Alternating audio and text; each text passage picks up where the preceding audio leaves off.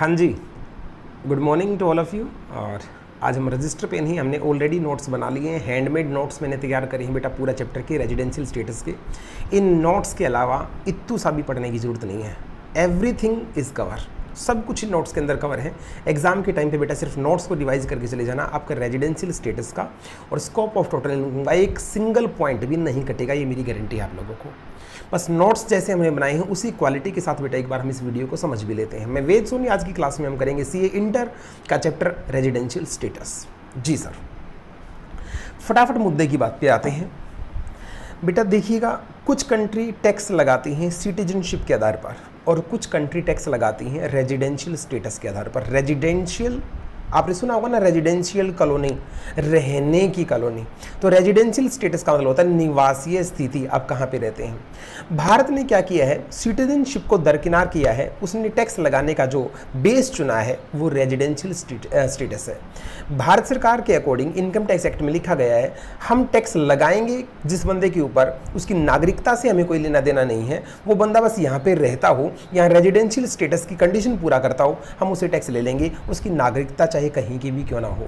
बेटा please recall करें, India के इनकम टैक्स एक्ट के अंदर सिटीजनशिप का कोई लेना देना नहीं है। बाकी कंट्रीज में सिटीजनशिप का हो सकता है, लेकिन हमें तो हमारी कंट्री का देखना है ना।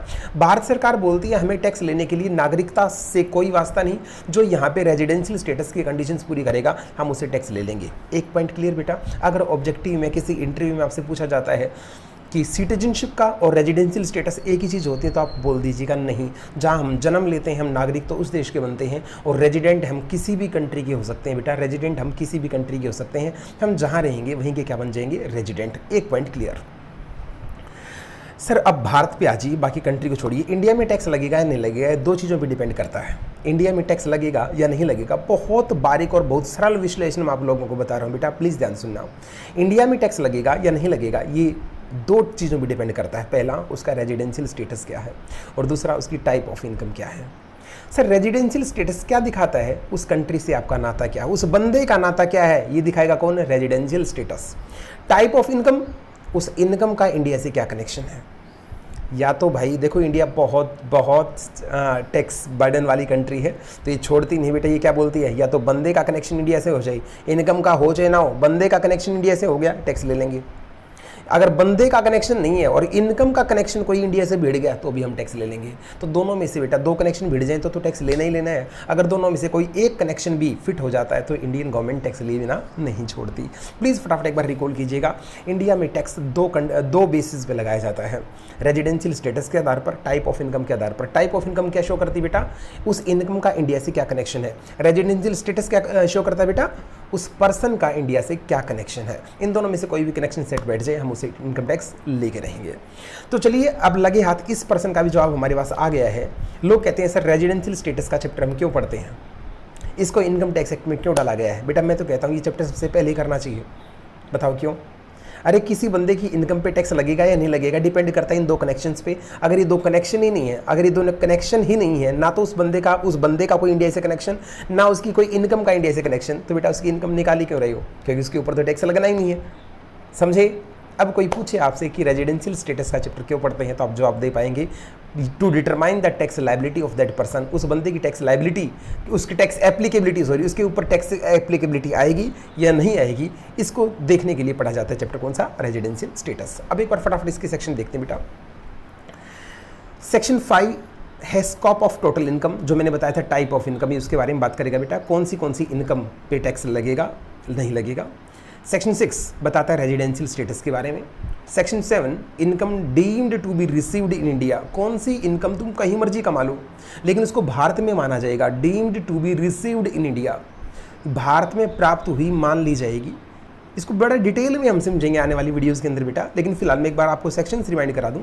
सेक्शन 8 ऑलमोस्ट लगा लो कि डिलीट ही है, ये बताता है कि डिविडेंड के टैक्सेबिलिटी के ऊपर, कि वो कब उसके ऊपर टैक्स एप्लीकेबिलिटी आती है, जिसका इस चैप्टर से कोई लेना देना नहीं है। सेक्शन 9 है बेटा, income deemed to be accrue और अराइज इन इंडिया, कब कोई इनकम भारत में कमाई गई मानी जाए। बेटा एक बात मैं आपको बता दूं कि लड़ाई होती है, बताओ किस बात पे। लोग कहेंगे हमने ये यहाँ से कमाई ही नहीं, इनकम टैक्स डिपार्टमेंट क्या बोलेगा, कमाई गई मानी जाएगी अगर कुछ कंडीशंस पूरी होंगी तो।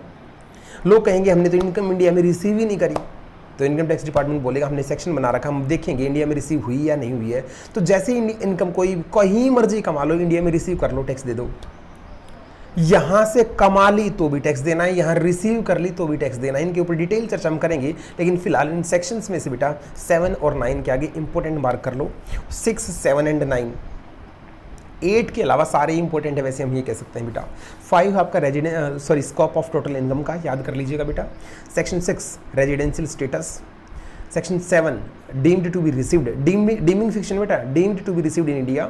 और section 9 deemed to be accrue और अराइज इन इंडिया। बेटा 4 सेक्शन नहीं रट लो, 5, 6, 7, 9, 5, 6, 7, 9 चारों सेक्शंस बेटा हाईली इंपॉर्टेंट है, न केवल सी इंटर के लिए, सी फाइनल के लिए भी। सेक्शन नंबर 5 फटाफट बताओ बेटा, सेक्शन नंबर 5 किसका है? Scope of total income. Section number 6 residential status. Section number 7 sir 7, 9 दोनों डीम्ड के थे, लेकिन एक में बता रखा है deemed to be received in India, कब भारत में प्राप्त की मानी जाएगी, कौन सी इनकम इंडिया में रिसीव्ड मानी जाएगी।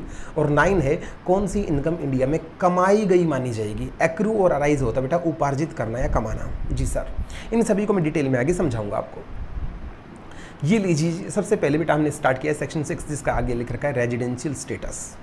और रेजिडेंशियल स्टेटस हमें किसका पता करना है बेटा? पर्सन का पता करना है। और पर्सन में क्या क्या आता है? इंडिविजुअल भी आता है, एचएफ भी आता है, AOP, BUI, AJP, company, firm, partnership firm, LLP.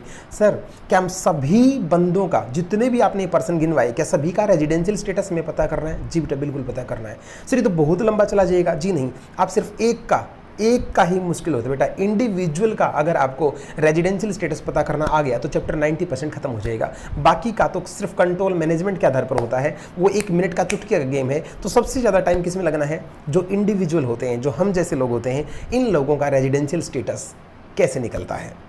Sir बाकियों का आसान क्यों है बेटा? जो कंपनी है वो जहाँ पे इनकॉर्पोरेट हुई, जो कोई मान लो इंडिया में रजिस्टर्ड होगी तो वो इंडियन कंपनी बन गई, वो हमेशा के लिए रेजिडेंट है। अब कंपनी कुछ दिन यहाँ रही, कुछ दिन वहाँ रही, ऐसे थोड़ी ना होता है। फर्म जहाँ पे बन जाती है वहीं पे तो काम करती है, उसका कंट्रोल और मैनेजमेंट ही तो यहाँ वहाँ हो सकता है। लेकिन जो हम जैसे लोग होते हैं ये उड़ने परिंदे होते हैं, कभी यहाँ रहते हैं, कभी इंडिया में, कभी ऑस्ट्रेलिया में, कभी यूके में, कभी यूएसए में। तो इनके दिन काउंट करने पड़ते हैं, इनके डेज काउंट करने पड़ते हैं। कभी ये इंडिया में आए, कभी इंडिया से गए, कभी इंडिया में आए, कभी इंडिया में गए, फिर टोटल करके इनकी टोटल दिन देखे जाते हैं, क्या इसको भारत का रेजिडेंट माना जाए या नहीं माना जाए। तो बेटा सबसे मुश्किल डिटरमाइन करना किसका है? इंडिविजुअल का है। और आपको पता होगा सबसे पहले हम कौन सी चीज करते हैं? सबसे मुश्किल चीज करते हैं। तो चलिए स्टार्ट करते हैं, किसी इंडिविजुअल के रेजिडेंशियल स्टेटस को कैसे पता करते हैं। जी सर, रेजिडेंशियल स्टेटस ये बेटा इनकम टैक्स इंडिया में तभी लग सकता है जब 2 पैरामीटर पूरे होते हैं। ये ऑलरेडी मैं आपको समझा चुका हूँ, या तो रेजिडेंशियल स्टेटस हो या टाइप ऑफ इनकम हो। रेजिडेंशियल स्टेटस बताता है कनेक्शन, उस बंदे का कनेक्शन इंडिया के साथ, और टाइप ऑफ इनकम बताता है उस इनकम का कंट्री के साथ क्या कनेक्शन है। सबसे पहले इंडिविजुअल का पता करते हैं। इंडिविजुअल का पता करने के लिए अब प्लीज़ ध्यान से, फिर मेरे को सुनो बड़े ध्यान से। कोई बंदा रेजिडेंट बनेगा कोई बंदा, किसी को रेजिडेंट बनना है, भाई मेरे को रेजिडेंट बनना है, मैं रेजिडेंट हूँ या नहीं, इसके लिए चेक करनी पड़ती है बेटा बेसिक कंडीशन। क्या चेक करनी पड़ती है? रेजिडेंट बनेगा या नहीं बनेगा, इसके लिए चेक करनी पड़ती है बेसिक कंडीशन। और कोई बंदा ऑर्डिनरी, साधारण निवासी को बोलते हैं बेटा ऑर्डिनरी, कोई बंदा ऑर्डिनरी रेजिडेंट बनेगा या नहीं बनेगा, उसके लिए पूरी करनी पड़ती हैं additional conditions. It means sir conditions 2 type की होती हैं, फटाफट रिकॉल करो बेटा। कंडीशंस 2 प्रकार की होती हैं, एक होती है बेसिक कंडीशन और एक होती है एडिशनल कंडीशन। बेसिक कंडीशन पूरी की जाती है रेजिडेंट बनने के लिए। सुनो बेटा, मैं ऑब्जेक्टिव के लिए आप लोगों को करवा रहा हूँ। बेसिक कंडीशन पूरी की जाती है रेजिडेंट बनने के लिए, और एडिशनल कंडीशन पूरी की जाती हैं ऑर्डिनरी रेजिडेंट बनने के लिए। जी सर, तो कोई बंदा, मैं एक बार फटाफट 2-3 पेज बाद मैंने एक चार्ट बना रखा है, मैं उसको दिखा देता हूँ।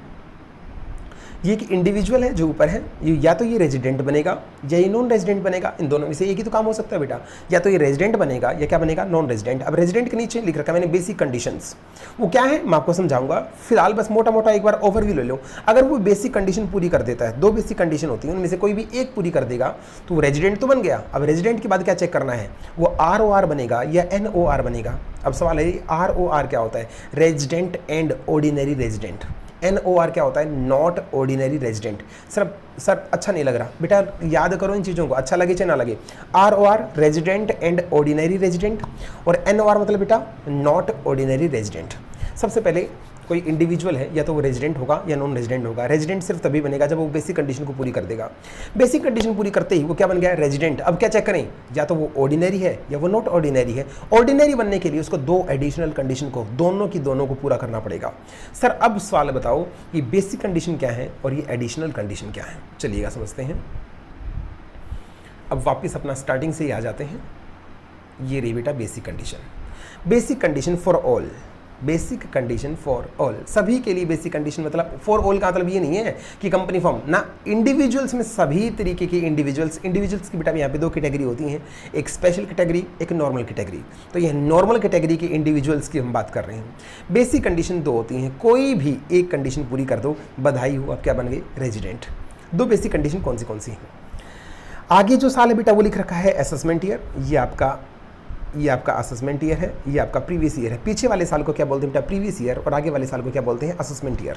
चलिएगा, असेसमेंट ईयर से पहले क्या है, प्रीवियस ईयर। अगर आप प्रीवियस ईयर में, अगर भारत में प्रीवियस ईयर के अंदर आप 182 डेज और मोर, कम से कम 182 दिन या इससे ज़्यादा भारत में रहते हैं, तो आप क्या बन गए, रेजिडेंट। सोच के बताओ, तुम तो भारत से बाहर जाते ही नहीं। तो अगर 19-20 प्रीवियस ईयर 1920 के का पता करना हो, तुम रेजिडेंट हो या नहीं हो, तुम तो 365 के 365 यही हो। लेकिन अगर तुम बाहर जाते आते रहते तो तुम्हारे डेज काउंट करने पड़ते। अगर वो दिन टोटलिटी में 182 डेज से ज़्यादा, इतने 182 और मोर उससे ज़्यादा बनते हैं, तो आप क्या बन जाते हैं, रेजिडेंट।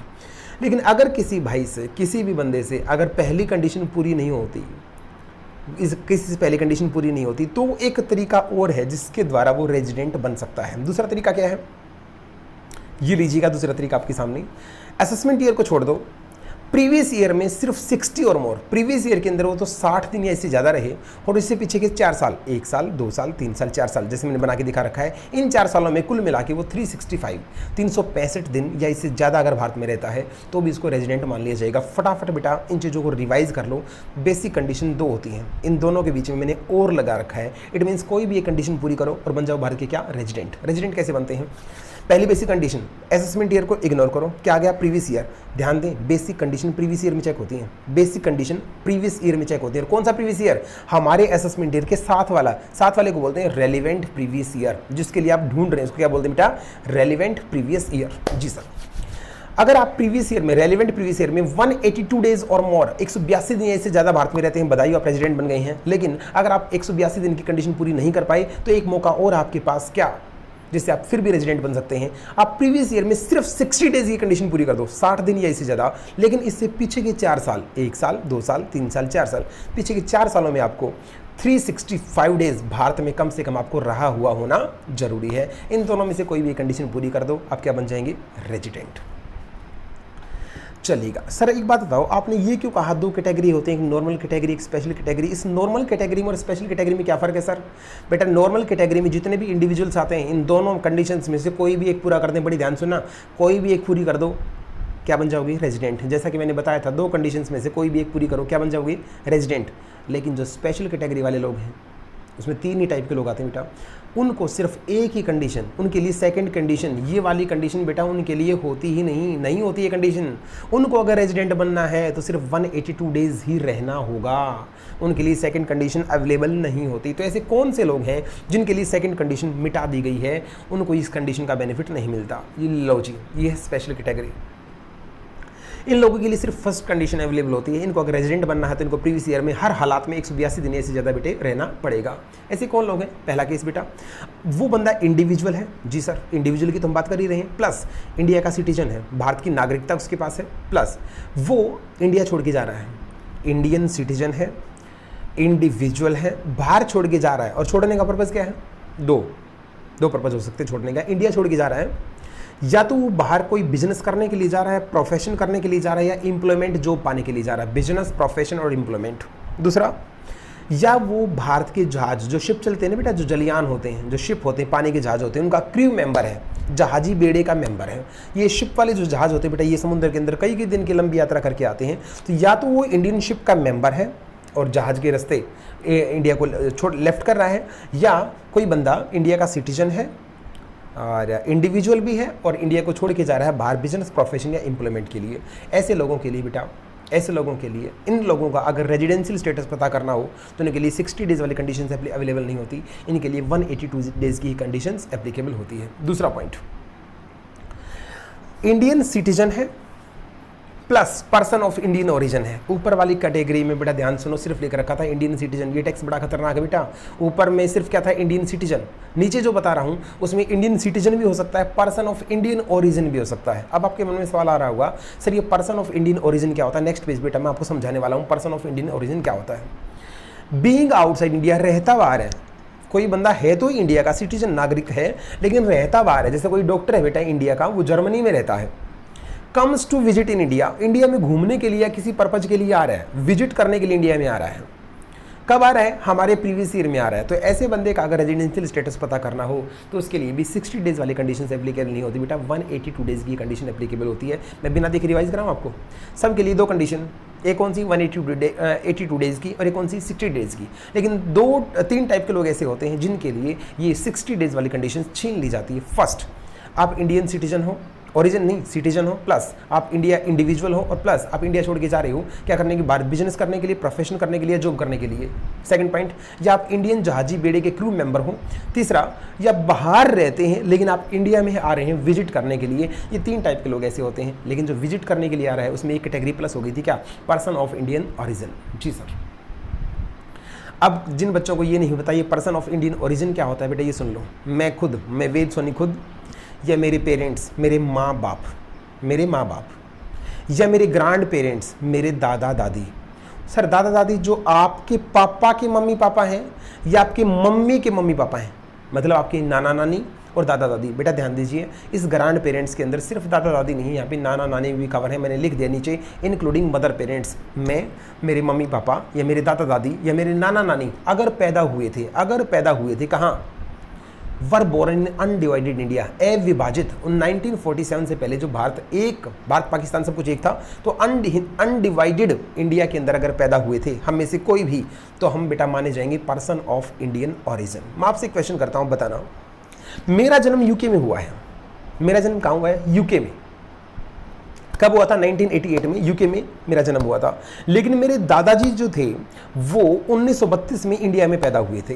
तो मैं इंडियन सिटीजन हूं या पर्सन ऑफ इंडियन ओरिजिन हूं? पर्सन ऑफ इंडियन ओरिजिन को हिंदी में बोलते हैं बेटा भारतीय मूल का। क्या बोलते बेटे? भारतीय मूल का। जैसे कल्पना चावला बेटा बाहर पैदा हुई थी, बाहर स्टडी हुई थी, उसको जब भी लिखा जाता है ऐसा लिखा जाता है भारतीय मूल की कल्पना चावला। तो आप बताइए मैं पर्सन ऑफ इंडियन ओरिजिन हुआ या नहीं हुआ? बिल्कुल हुआ, क्योंकि मेरे दादाजी अनडिवाइडेड इंडिया में पैदा हुए थे। तो पर्सन ऑफ इंडियन ओरिजिन फटाफट बताओ बेटा क्या है? मैं खुद या मेरे मम्मी पापा या दादा दादी या नाना नानी अगर पैदा हुए हैं अनडिवाइडेड इंडिया में तो मुझे माना जाएगा क्या? Person of Indian origin. जी sir. Crew member of Indian ship क्या होता है? अब बेटा हम रेजिडेंशियल स्टेटस के अंदर बीच में आने वाली कुछ चीज़ों का क्लैरिफिकेशन दे रहे हैं जो नॉर्मली टीचर्स नहीं देते। बच्चे ढूंढते रह जाते हैं पर्सन ऑफ इंडियन ओरिजिन क्या है, उनको समझ में नहीं आता। तो मैंने रेजिडेंशियल स्टेटस को आगे बढ़ने से पहले जो टर्म इसमें यूज हुई उसका क्लैरिफिकेशन मैंने साथ के साथ दे दिया। क्रू मेंबर, सर जो जहाज में बंदा, इंडियन शिप में जो बंदा, मान लो कोई शिप है और वो यहाँ से सिंगापुर जा रहा है, ऑस्ट्रेलिया जा रहा है, उस बंदे का रेजिडेंशियल स्टेटस हम कैसे पता करेंगे? इसके लिए बेटा जहाज का एक सर्टिफिकेट होता है, जिसको CDS सर्टिफिकेट बोलते हैं, कॉन्टिन्यू डिस्चार्ज सर्टिफिकेट। क्या बोलते हैं? Continue discharge certificate, CDS certificate. ये पॉइंट बेटा ऑब्जेक्टिव में आ सकता है। CDS सर्टिफिकेट क्या होता है?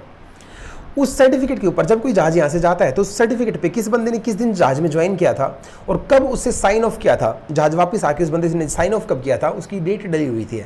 उस बंदे ने जहाज में ज्वाइन कब किया था और जहाज छोड़ा कब था।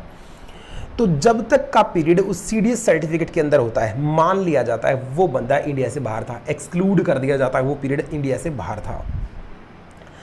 चलिए मैं एक एग्जांपल करवा देता हूं।